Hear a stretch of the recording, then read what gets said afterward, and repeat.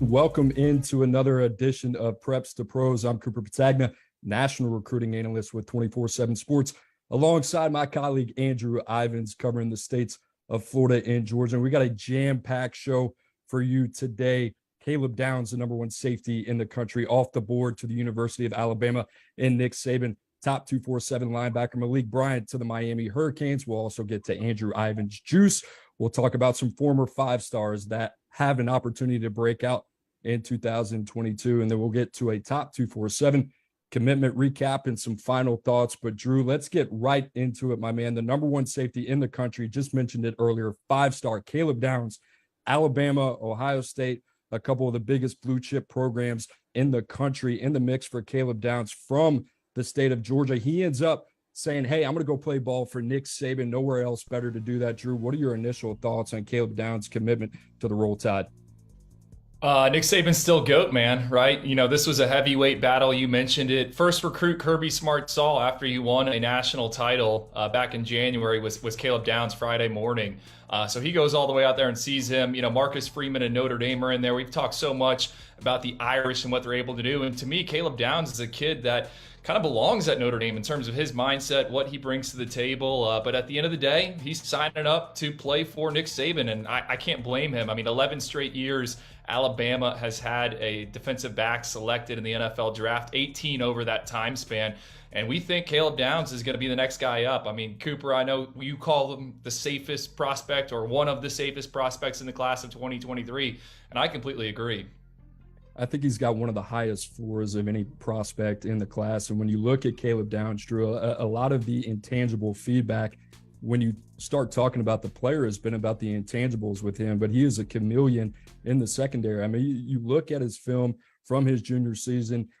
It's a three-phase player, a guy that plays a little bit of wildcat quarterback, but on the defensive side of the ball, he can line up at corner. He can play either safety spot. He can play as a slot defender. And the instincts, in terms of the film junkie qualities that we talk about, it's pretty rare to turn on high school tape and see a player where it matches the preparation matches the execution. And I think with Caleb Downs, on top of being an excellent and outstanding athlete, this is a guy from an instinct standpoint, I think is elite, and in that category is really second to none. So you start talking about him, where Alabama's going to use him a little bit. I think some of the comparisons maybe at the pro level is another guy that played at Alabama. I think of Minkah Fitzpatrick and him coming out of the state of New Jersey back there in 2015. So, you know, Minkah, the way that they utilize him at the NFL, the way that he was utilized by Nick Saban in Tuscaloosa, so much to like in the versatility there. But Drew, just talking about now the state of Georgia a little bit,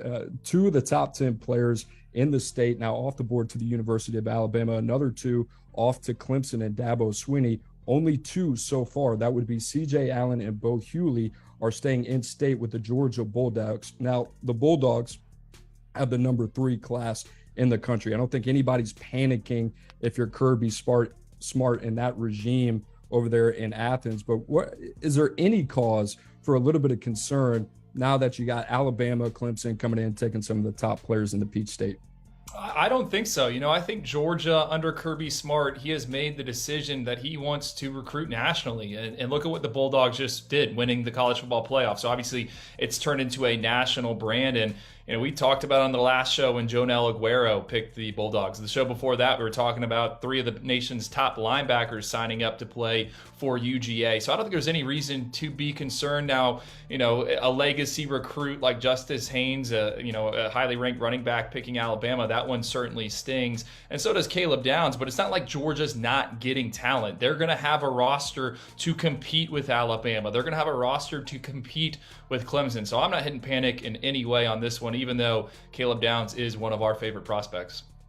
25 players from the state of Georgia in the top 247. Like Andrew said, the number 3 ranked recruiting class in the country. Alabama now up to number 5. So the Crimson Tide starting to make their move in the recruiting rankings. But Drew, let's jump to another guy that we've been spending a lot of time on recently. That is top 247 linebacker Malik Bryant. He made his decision a little bit earlier today, deciding to go with the Hurricanes over the Florida Gators. Tell us kind of what went into that process and what you like about Malik Bryant's fit at Miami. Yeah, I mean, remember he was supposed to announce Wednesday. We were going to tape with him so it's a little behind the scenes here. We were going to tape with Malik Bryant for his Saturday commitment. He goes ahead and pushes that back, and Florida kind of shrunk the gap with Miami. I think Miami came out of those June visits as the clear-cut leader for Malik Bryant, but Florida, in that 11th hour, they made a late push, but in the end, it is Miami that wins out. I think Mario Cristobal played a big factor here. I think Kevin Steele played a big factor, and Charlie Strong. I mean, those are three big names in the world of college football, and they made Malik Bryant feel wanted. I think the big question now with him is, where does he fit into Miami's defense long term? Kind of the Achilles heel for the Hurricanes in recent years on the defensive side of the ball has been linebacker recruiting. They've struggled to get guys, and it looks like they're going to take Malik, who's been primarily an edge rusher at IMG Academy, and Orlando Jones. I saw him in his spring game. He was rushing off the edge a few months ago. They want to play him as an off-ball linebacker. And Cooper, I think you would agree with me here. This is one of the more difficult kind of evaluations because, Malik has tweener traits. Is he a linebacker? Is he an edge player? I mean, I just label him as a front seven defender. So where do you see him ultimately settling in at the next level, maybe on Saturdays and even Sundays if he does hear his name called one day?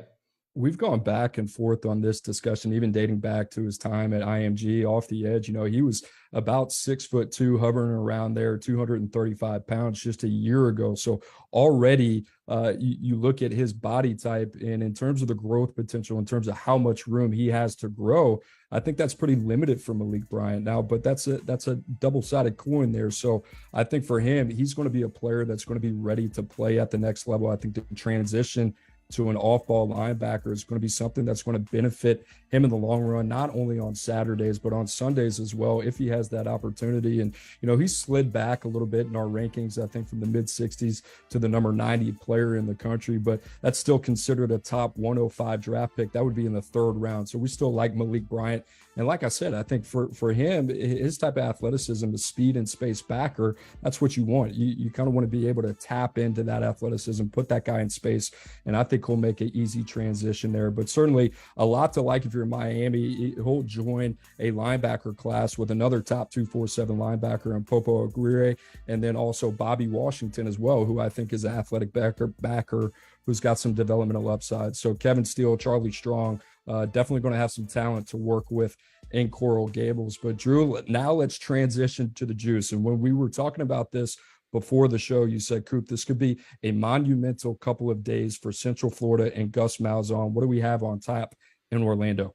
Yeah, UCF sitting, number 62 in the recruiting rankings right now. So, why are we talking about the UCF Knights? But I think this could be a big few days for Gus Malzahn and co. They just had their night splash party. Obviously, it's a temporary break in the dead period this week. Kids aren't in school, so they can visit campuses. UCF had about, I think it was 40 visitors on campus last night. And, Gus Malzahn had a Rolls-Royce SUV in the IPF, which is a first for me. I think I was texting my friends. They say that's like a $500,000 car. I thought that was pretty unique. We've seen some different things, but not a car that expensive inside the IPF. I want to know how they got it in there. But the next two or 3 days, keep an eye on this. John Walker, top 247 defensive lineman. We build him as an Ohio State possible lean. And then 24/7 Sports Director of Recruiting Steve Wilfong, he tossed in a crystal ball for UCF. And I have been hearing for a few weeks now that the Knights might lead for John Walker. So they feel confident heading into Thursday, but keep an eye out for Miami, who we just talked about. I think they might try to make a late 11th hour push. And if John Walker picks the UCF Knights, he'd be the highest ranked recruit or commit in program history, which is a bit puzzling for me. I mean, Sunshine State's such a rich state when it comes to talent. One other guy to keep an eye on, Braden Marshall, 4-star cornerback. He didn't put UCF in his top 3 the other night, but I'm hearing UCF as the team to keep an eye on. He's going to announce Saturday night, and he was at that Night Splash event. Sure, we've had a lot of really good dialogue, me and you, about John Walker, top 247 defensive lineman. But this is a guy in terms of snap anticipation, first step off the line of scrimmage. He's got some really good physical traits as well. I think he's a really good athlete for his size. He can play multiple positions on the defensive line. And you talk about this, what it would mean for Gus Malzahn and the UCF Knights in terms of their transition to the Power 5 football league into the Big 12. I think this would be a huge addition. And, the Braden Marshall, the cornerback, if he does end up in the fold for UCF, that is not another addition to scoff at either. Getting a glance at him yesterday and kind of having some time to get to study him, I really like his ability and his upside at the next level as a nickel. I think he's one of those undersized guys, but he's a really good athlete. I think he's got some of the cleanest feet and hips in the class at the defensive back position. So a lot to like with what UCF is doing. But Drew, let's stick in the state of Florida. 3-star Andy Jean got a couple of visits on tap this weekend. What are you hearing about him? Yeah, I mean, most of the big fish in the state of Florida are already committed. Andy Jean's a guy who is still going through the recruiting process. A former Miami commit. He's going to visit Florida on Friday. I think Thursday and Friday. Then he's going to get to Miami on Saturday for a barbecue. A few other schools involved in the recruitment, Texas A&M, Georgia. But just talking with some people inside his camp, it sounds like this is a Florida-Miami battle. Now, why did he initially open up his recruitment? From what I've heard, Mom wanted to be more involved in the recruiting process, and now she has been on some of these visits. So it's going to be interesting to see what he says coming out of this weekend. I think this could be a case where maybe he's crossing his I's, dotting his T's, allowing these coaches to potentially, get one more face-to-face interaction. And I'm not saying he's going to make a commitment in August, but I wouldn't be surprised if he were to do that. I mean, Cooper, these coaches, they want to get right into training camp. They don't want to focus on recruiting. So it'll be interesting to see if his tone changes about a decision timeline coming out of this weekend. Like Andy Jean a lot. You kind of mentioned he is on the cusp of 4-star status. We got to see him in February at the Under Armour Combine in Miami, and he is one of those guys. I think he'd be an excellent number 2 receiver for any program. You talk about Florida, Miami, a couple other programs being involved there. But Drew, another guy that was down there in Miami in February that we got to see, William Foles, sounds like he's got things picking up as well. Yeah, he's another receiver from that Miami-Dade area. He's also going to visit Miami on Saturday for that barbecue. And he's a guy who has been linked to FSU. He's been linked to Ole Miss. And just talking with Gabby Arruti of Inside the U and some other people in the industry, it sounds like Miami's potentially pushing the hardest for William Foles right now. And there's a chance that he could be committed to the Hurricanes. They already got Nathaniel Joseph committed. And Robbie Washington's committed. They're looking for more of a size on the outside. And William Foles could potentially be that guy. I know we have him as a 3-star prospect right now, but I think he's kind of a deep ball specialist, and he's someone that I think Josh Gaddis can envision using in different ways. Yeah, looking at him, kind of rewatching him this morning, he's got a 76 plus or 78, 6'6" wingspan on William Foles, and a guy that he kind of reminded me of was Dwayne Bowe, former LSU standout who played his ball for the majority of his time for the Kansas City Chiefs, but a long physical frame, really strong at the catch point, and a guy that could stretch the field. So I like William Foles. You mentioned Nathaniel Joseph, Robbie Washington already. If William Foles is your third guy for the University of Miami, or Andy Jean in that, right, I think you're feeling pretty good if you're offensive coordinator and receivers coach Josh Gaddis. But Drew, now let's turn our attention to Brent Venables, and the Sooners have been hot on the trail. And safety, Makari Vickers, it sounds like he's gearing up for an August decision, but a top 247 safety and a guy that's starting to pick up a lot of attention. Alabama, Oklahoma, Michigan, all in it. What's the latest on Makari Vickers? Yeah, that's his final 3 right there. Alabama, Michigan, and Oklahoma. I kind of like the Sooners right here. And, maybe there's a little domino effect with Caleb Downs picking Alabama today. But Makari Vickers, he's going to get out to Norman this weekend for an unofficial visit. He's already been there for an official visit, and he's also been there for a junior day. So this, the rule of thumb in recruiting, kind of follow the visit. So I think this is a notable one with Makari Vickers. Sounds like he's going to make a decision the last week of August. And this would be a big get for the Sooners. They don't have any defensive backs committed right now. And I think Makari Vickers, he's got a big frame. He's a track kid, sub 11, also a state qualifier in the long jump, high jump. He can do a variety of different things. And I think that's what Venables is going to want on the back end of his defense. So that's one to keep an eye on, OU for Makari Vickers.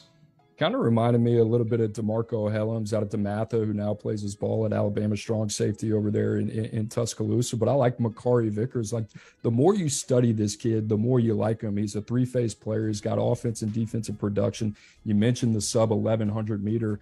This is a guy that I think is well equipped to have a very good career at the collegiate level. But Drew, the Sooners also in it for top 247 defensive lineman Derek LeBlanc. There's been a lot of conversation about him. It sounds like Florida's in this one, but Oklahoma trying to close this one out. Yeah, he's part of a trio of kids that's going to announce commitments tomorrow night, Thursday night at Kissimmee Osceolas. We already talked about John Walker, Jakeem Jackson, a cornerback, top 247 kid, a show favorite. Florida's the leader there. But with Derek LeBlanc, it sounds like Oklahoma might be the landing spot for him. He's a big frame pass rusher. Cooper, I know you really like him. A guy that's been on the recruiting scene since the pandemic. I remember seeing him at a camp the first week I was out on the road post, the global shutdown. Florida, they've tried to make a late push here. He's been to Florida probably more than anywhere else, but he really likes that Oklahoma staff. So I think Oklahoma is the team to watch for Derek LeBlanc. And it's not even a team to watch. That's where I expect him to pick on Thursday night. I love the fit there in Norman for Derek LeBlanc. You're talking about a guy 6'4.5", 265 pounds. And, I keep talking about versatility, but the more that you can do, the more value that you offer. And I think for him, being in the right program that can be patient with him and let him develop is going to be really big for him. But his type of size, his versatility, I think he's got 34 plus inch arms. I think this is a guy that's kind of prototypically what you see on Sundays. I love that fit, him being under the tutelage of Brent Venables at Oklahoma. But Drew, let's turn to the Florida Gators. And you kind of talked about it a week ago. You came on this show and said, hey, Florida could be in line for a really big week. And now all of a sudden we got three of their top targets coming down to the wire here Thursday, Friday, Saturday, all making decision. What's in line for the Florida Gators? Well, Aidan Mizelle, he's going to be on the 24/7 Sports YouTube page. He's announcing a decision on Friday afternoon. Alabama, Tennessee, Florida, the three finalists. I think the Gators are in line to get some good news here. Aidan and his mother ran at Florida. He's got some aunts that ran at Florida. Dad ran a track at Florida as well. Sounds like UF is telling him he can do both sports at the next level. I think he really likes that. And this is what Florida needs. They need some game breakers, guys that can, take the top off the defense, pair them with a Creed Whitmore in the slot with a Eugene Wilson. I think that's really big. And I also like Florida and for Jordan Castile. He's I hate using the word intriguing, but he's a big frame defensive back where, he's got some experience playing corner. Is he a safety? Is he even maybe a linebacker? I mean, he's already 200 pounds, but should be a good weekend for the Gators. And they're also doing their annual Florida Friday Night Lights camp. I'll be up in Gainesville, and that's kind of turned into a showcase for underclassmen. Billy Napier, he's expected to have a ton of top 2024s there. I think DJ Lagway is going to be on campus, the top 100 quarterback in the next cycle. So should be a big weekend in Gainesville as Billy Napier, and they gear up for that first game against Utah Labor Day weekend. Andrew literally hates the word intriguing. We were down in Bradenton, Florida on a car ride to St. Petersburg. And he said, what word I hate in the evaluation process? Intriguing. 2 weeks later, here he is on our show. I knew you were going to call me on that.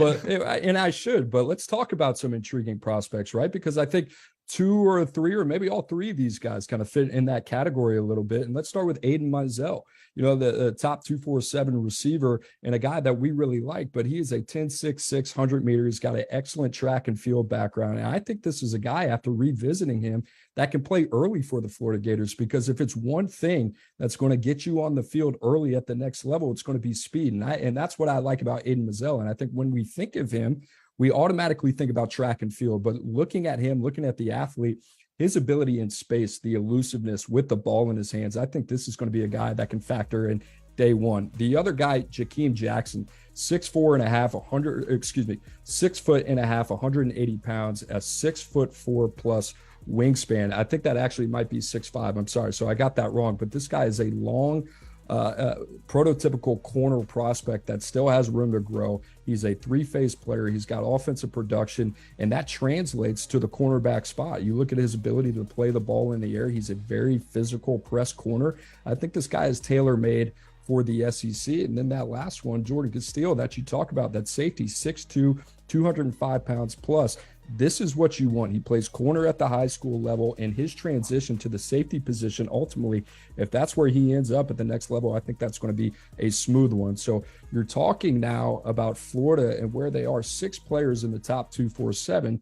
By the end of this weekend, they could have 8. So Billy Napier and the Florida Gators, as much talk as there been around that program, I think they're sitting in a pretty good spot. But Drew, we've kind of been on cruise control a little bit. We got to slow down. So let's have a more in-depth conversation. And I really like this topic a lot. You brought this up to me but former 5-stars that could break out in 2022. And I think there's going to be a lot to talk about here, but I'm going to let you tee off on this one.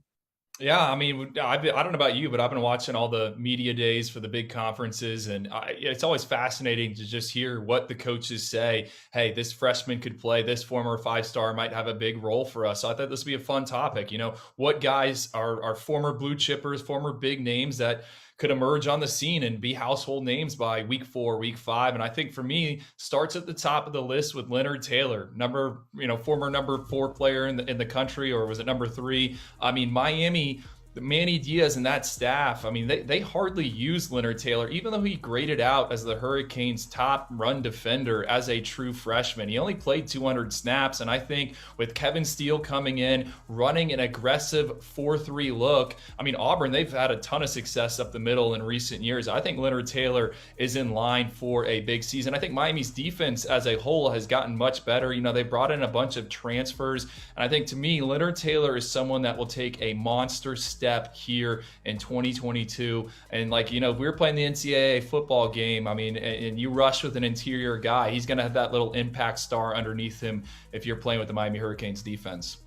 I immediately thought of Kevin Steele, the new defensive coordinator at Miami. And I thought back to 2019, where he had a top 20 ranked defense at Auburn. And a lot of that started with Derek Brown, some of the guys that they had up front. So I really like that pick. I'm going to go with Emeka Egbuka, originally out of the state of Washington, the 2021 cycle. And a lot of that has to do with what just left the receiver room in Columbus. You're talking about Garrett Wilson and Chris Olave, 2 top 15 picks in this past year's NFL draft. But with that, you talk about the production that's leaving Ohio State as well. 135 receptions, 1,900 yards receiving, and 25 touchdowns. Somebody's going to have to step up. And, listen, Emeka Egbuka is not the only guy in that room capable of stepping up. I think Marvin Harrison Jr. Is certainly a guy that's capable there, former 5-star Julian Fleming as well. But Egbuka, I think, kind of fits a little bit more of the guy that can run side by side with Jackson Smith-Njigba and can kind of play that Garrett Wilson type of role. So I think he's going to have a big year, and not to mention that CJ Stroud, a Heisman contender, is his quarterback. So I like Emeka Egbuka there. Drew, who do you have next? Well, I was going to say, CJ Stroud's got to throw someone the ball, right? And I think that's a great pick. Julian Fleming, and my question is kind of, where is he in all this? But I like Emeka and, zone 6. I mean, that's what it is. My next guy is another former 5-star, so I went one for every year. So Leonard Taylor is a class of 2021. My class of 2022 guy, Eric Gilbert, the tight end at Georgia, originally signed with LSU, transfers back home.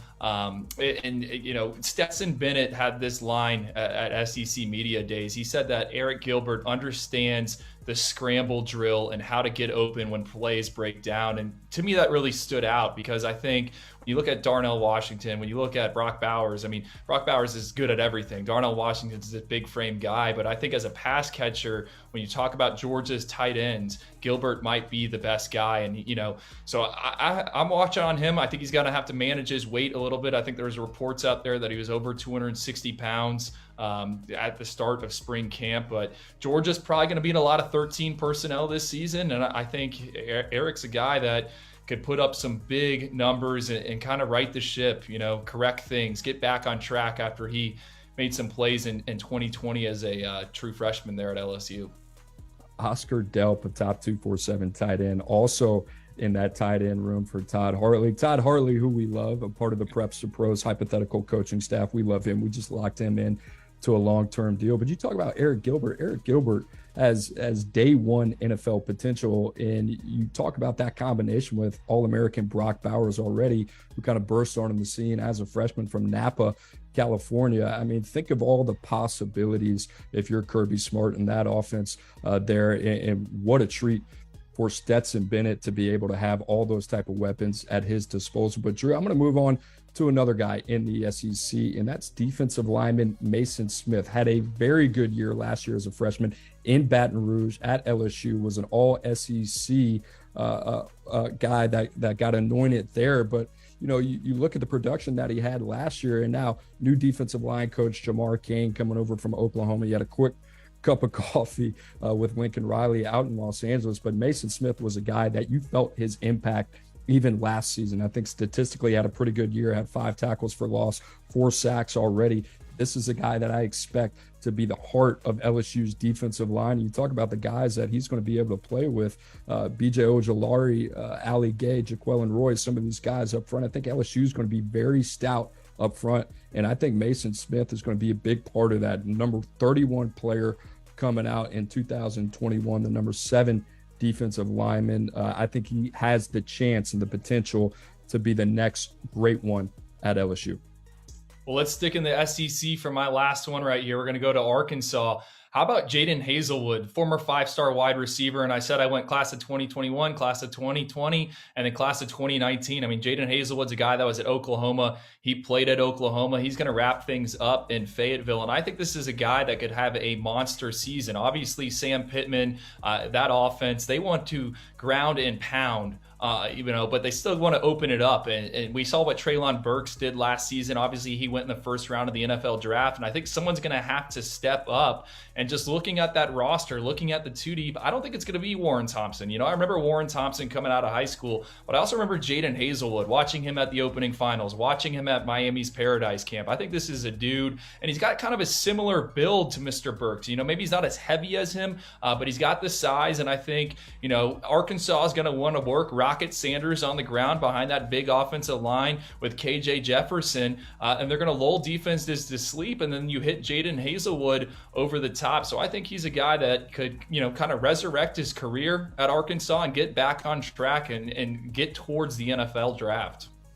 I think that's going to be a really good opportunity for him in Fayetteville. You talk about a guy that had over 1,000 yards receiving in Treylon Burks. So Arkansas is going to have to find a way to replace that Kendall Briles. And you mentioned him. I think body type wise, it makes a lot of sense. And Jaden Hazelwood, this just might be a better opportunity for him. All the weapons that Caleb Williams had at his disposal last year at Oklahoma. Mario Williams, one of those guys as well. Marvin Mims, Theo Weiss, so a lot of bodies there in Norman, Oklahoma, and a lot of options for Caleb Williams. And now he goes to a place in the SEC. I think it's going to be a more opportune situation for him. But I'm going to stick in Fayetteville on the defensive side of the ball. I'm going to go with Drew Sanders, and I've loved this guy. I've had a football crush on him for as long as I can remember, but he is a very multiple player. He signed with Alabama out of high school, and a guy that actually played a little bit, ended up getting hurt, transferred to Arkansas this offseason, but I think is a guy that fits perfectly within Barry Odom's defense, and a Barry Odom defense that is very tough, very, very physical, but ranked 50th in total defense last year. But this is a guy I kind of think, and comparing him to players on Sunday, Kyle Vander Esch comes up, Anthony Barr comes up, a 6'4" plus 235-pound linebacker that's versatile. You can play him off ball, you can play him off the edge and passing down situations. I love me some Drew Sanders. Drew, how about that? We got Arkansas, Sam Pittman, Jaden Hazelwood, and Drew Sanders, 2 former 5-stars looking to make an impact in the SEC West. How did you pick Cincinnati week 1, and then we're over here giving all Arkansas? I picked Cincinnati to cover. Stop with that stuff. I didn't pick them to win outright. That Coach, that's what we call fake news. We're not having that. But Drew, let's get to the final segment, recapping the top 247 commitments since Monday. Not a lot going on, but out in the state of Washington, top 247 cornerback just commits to the Oklahoma Sooners. And the Sooners, like we mentioned earlier, top 10 class. I love what Brett Venables is doing defensively. But listen, in the state of Washington, if you're Kalen DeBoer coming over from Fresno State and at the University of Washington, back from my days there, you got to keep players in state. And I know that's difficult, year one transition, but Jaden Wayne, he's off the board to Miami. Caleb Presley off the board to Oregon. Josiah Wagner, now Oklahoma, and Jaden Lamar going to Notre Dame. So that's 4 players in the state of Washington in the top 247.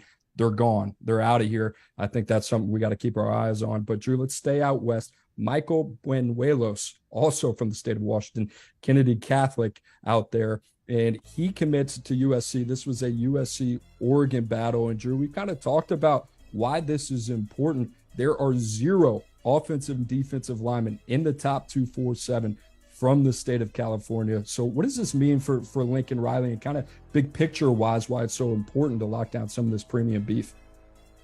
Well, I mean, we thought that they had a chance with Lucas Simmons. I mean, a couple months ago, I thought Lucas Simmons, after he was in LA, he was going to be the guy, but there's just not a ton of big humans out there. So this is always going to be something interesting to track. Where does USC go? How do they find ways to get big bodies and get better at the point of attack? And, one of my theories I'm kind of marinating on, and maybe it doesn't apply to Micah here, is, going to the Big Ten is going to get them in some doors that they weren't in before. And I think that's something you got to keep, going to the the Big Ten. Why do I keep going back and forth? That's something to keep an eye on, I think, with USC as they try to beef up those trenches. Our director of recruiting, Steve Wilfong, was reporting on Banuelos' recruitment and talked about how national recruiting analyst Brandon Huffman kind of brought up the point between Oregon and USC. And Drew, we kind of brought this up earlier in our show, but how the Big Ten and USC going to the Big Ten as soon as 2024 is going to play a part and played a part in Banuelos' recruitment. So that is certainly something to keep an eye on here. But Drew, let's get to final thoughts here. And I know, speaking of marinating, I know you've been marinating on this one for a while, and I know you're excited to talk about this one. So I'll let you take it from here. Oh, this is one of the biggest news items of the week. I mean, you remember Noel Devine. I mean, he had the ultimate highlight tape. I go back to when I was in high school playing NCAA 2008 with the West Virginia Mountaineers. You got Pat White there. Owen Schmidt, remember him? The throwback fullback. He was a lead blocker. Steve Slayton, Rich Rodriguez, his playbook. I mean, he was one of the funnest games, funnest teams to play with in the game. I think Noel Devine was the second fastest player in NCAA 2008. Well, he's got a son, right? Andre Devine. And Andre Devine, it looks like he is going to be an FBS recruit. He's at North Fort Myers High School, which is in the 239 west side of the state of Florida. He camped at West Virginia, dad's alma mater, on Monday, and went ahead and got picked up an offer from the Mountaineers. Cooper, I don't know if you've watched this highlight tape, man, but I see Noel Devine 2.0. I mean, we don't have verified speed, we don't have verified measurements, but Andre looks a lot like dad. And I got to ask you, I mean, do you agree there? I agree. Like, play style wise, there's a lot of similarities there. He's an undersized guy that has to make people miss in the open field, has the top end speed. And, I haven't talked to anybody from West Virginia yet, but that's going to be one of my first phone calls when we get off this show today and kind of say, okay, what was that like? Did you feel this player? And Noel Devine, like you said it, Drew, was one of the most dynamic players I think I've ever seen. That backfield was absolutely electric. Pat White, Steve Slayton, you mentioned Noel Devine, and Owen Schmidt, who was one of the craziest football players I think I've ever seen. You remember when he took his helmet and he headbutted himself. I mean, just absolutely nutty there. So West Virginia, Noel Devine, Andre Devine, we'll see where he ends up at the end of the day. But if that doesn't make you feel old, I don't know what does. But Drew, my final thoughts for today, the college football personnel and recruiting symposium taking place in Nashville next week. And first off, these guys, formerly being of the personnel world, they don't get enough credit. And with the way the game is now shifting, you're starting to see transfer portal, name, image, and likeness. The initial counter limit is gone for the next 2 years. So it's only about staying under the 85 scholarships by the time you get to fall camp. A personnel department is that much of an amplifier if you have a good one. And if you don't have a good one,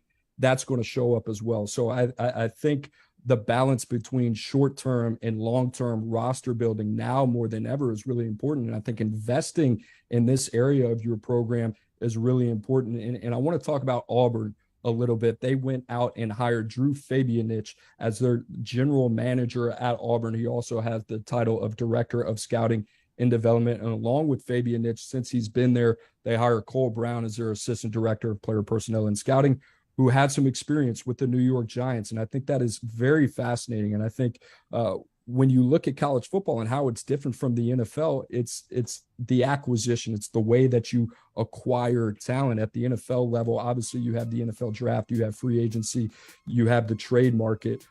In college football, if your dog don't hunt, then it doesn't matter. So these coaches, you can have a great plan. It can be bulletproof. You can have a beautiful board.